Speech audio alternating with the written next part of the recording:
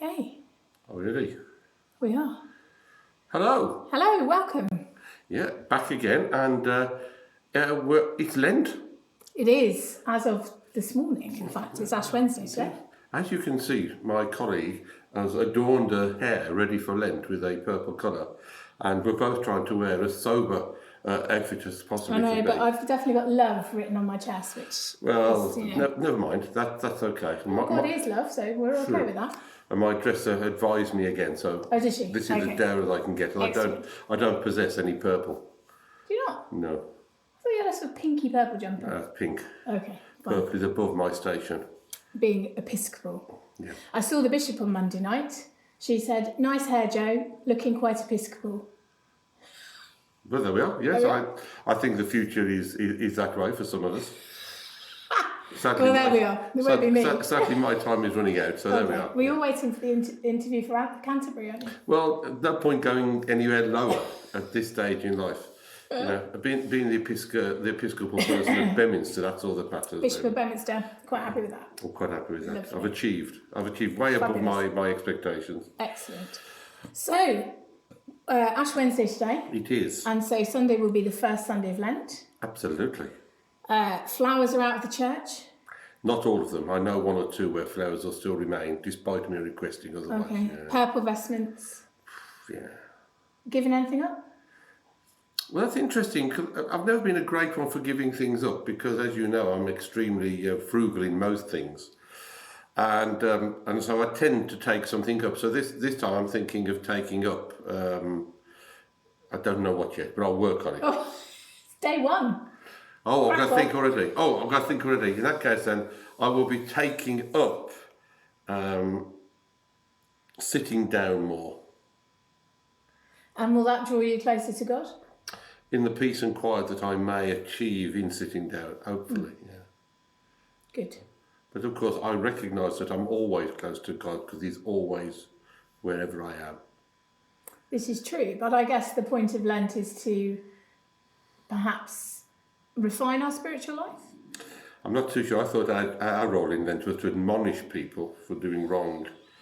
And for teaching them that sin is not a thing that we can care. As the gospel for tonight will suggest, let anyone who is without sin cast the first stone. That's right. I've got a pocket full of them. Have you? Yeah, I've never got rid of any yet. So there we are. But anyway, Matthew, I think. Matthew. Yeah, Matthew. This is for Sunday's reading. Matthew chapter 4, verses 1 to 11.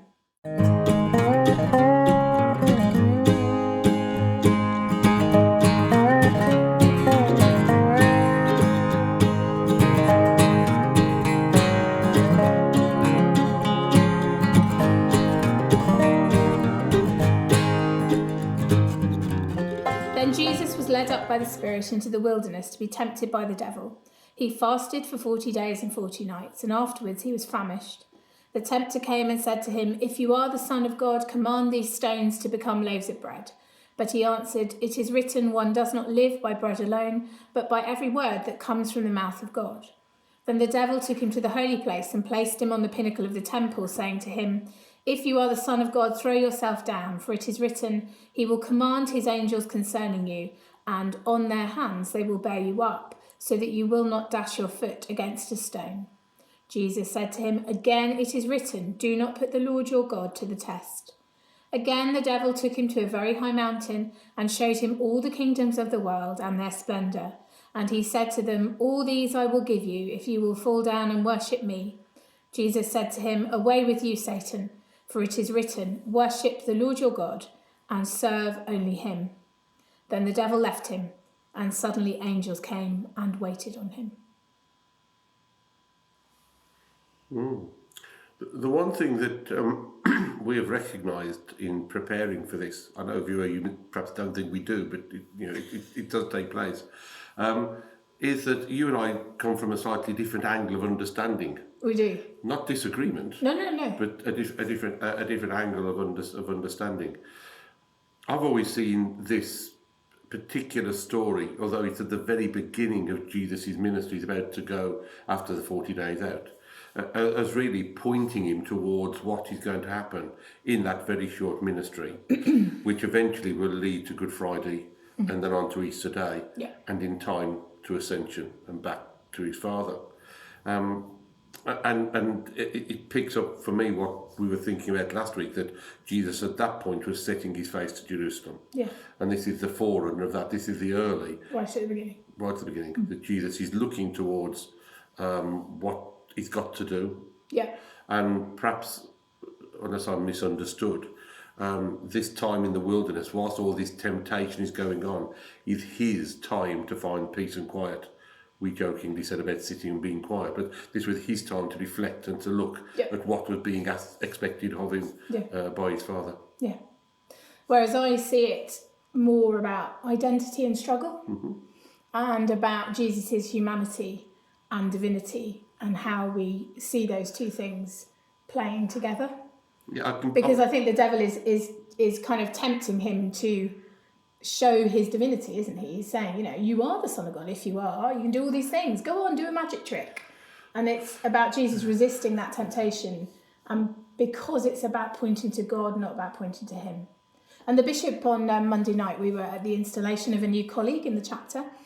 She preached on the bit in John's Gospel where John the Baptist says, I must decrease so that Jesus can increase. The idea being it's not about me, it's always about him. And Jesus has that same kind of feeling here, that it's not about him. It's not about him proving his identity as the Son of God.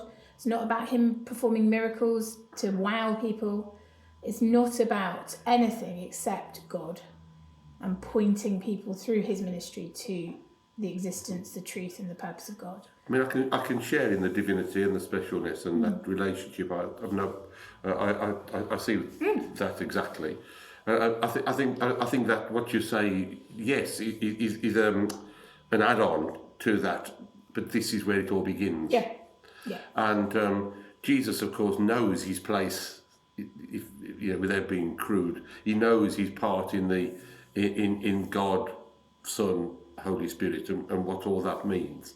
And I think the temptation is very interesting because, as you've referred to, we all know, and perhaps it's all right with hindsight, but we all know that if Jesus wants to jump off the top of a pinnacle, he can quite happily do that. Yeah. And God's going to protect him. Yeah.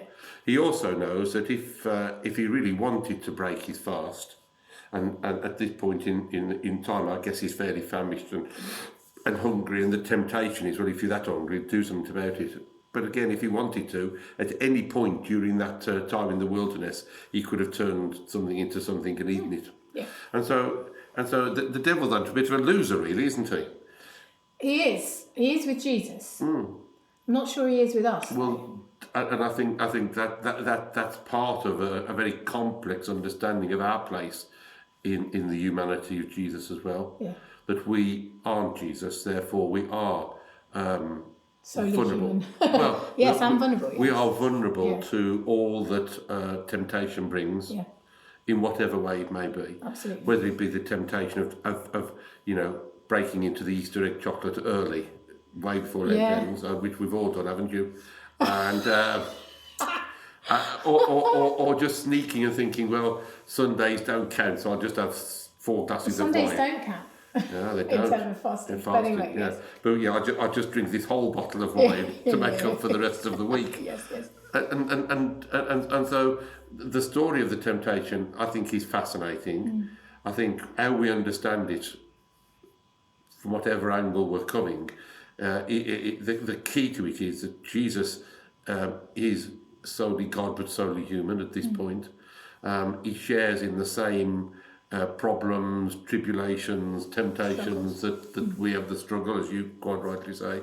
And this is his story told to us by, in this case, Matthew, of how he overcomes that and how the devil is sent packing. And I guess it gives us some inspiration, doesn't it? And some warning. The devil here is whispering to Jesus, it's all about identity, if you are the Son of God. It's about power. It's about miracles. And I find the devil to be that insidious deceiver that suggests actually we're not worthy, or we're not good enough, or we're better than we are. It can go either way, can't it? And those temptations to power are very real for lots of humans, whether that's just control over an aspect of your life, or control over a PCC, or control over a community. And that temptation for people to, for all of us, to assert our authority and our power and believe we're better than we are. And, you know, that journey of Lent is about kind of bringing ourselves back down into size, really, and saying, you know, this is all about God, and it's not about how important we are, how successful we are, how well our church is flourishing, how brilliant our outreach project is. This is about, where are you with God, and do you have need of his redemption because you are a sinner? And the answer is, yep, I am. I join you in that. Yeah, yes, affirming my sinfulness. I affirm, because it's good to affirm each other. So I do affirm your sinfulness, but I will allow you to affirm my sinfulness, because that's where we are at this point. Yeah. And I think what will be interesting is what we find as we look and prepare for the following few weeks from the stories that we know very well. But will they show fresh or new thoughts to us as we prepare to share the gospel with those who are tuning into what we're doing? We looked at this passage with our school club on Monday. Good. As often, children give me an insight into scripture in a way that is always really illuminating. And I asked them, as I often do, where would you be in the story? And one little boy said, I want to stand behind the devil on the top of the high mountain so I can push him off. I mean, he's very brave. It's very brave. I mean, being You're not going up there, are you? Well, no, because the one and only phobia that I have is heights. Right. So the chance of me getting within 100 metres of the top of a mountain, never mind off the ground, is remote.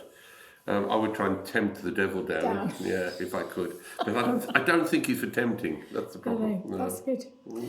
So, shall we leave it there then? I think so. Fantastic. There's lots coming up in the team because it's Lent. So you can check us out on our website, beaminsterteamchurches.org, on Instagram, Twitter and Facebook, Beaminster Team Churches. And we have a Lent course starting tomorrow night, Thursday evening, or Monday. It's a repeat of each other. There's loads of information on the website. We're looking at a book by Ruth Valerio called Saying Yes to Life. We've also been giving out Live Lent booklets in churches. There's probably some in our churches still if you'd like to pick one up. But you can also sign up to those daily little updates through the Church of England website. And again, the details are on our Facebook page. There's loads of things to do to take that journey of Lent together with friends and family as part of the church community here. And we really encourage you to do something for Lent. To take up something, to perhaps think about a spiritual discipline, perhaps give up something if that's what you hope to do. But do yourself a challenge to draw yourself closer to God this Lent, to kind of grow in your spiritual journey. And that's what we're hoping to do as a team. We are. We'll see you next week. We will. Thank you. Goodbye. Bye.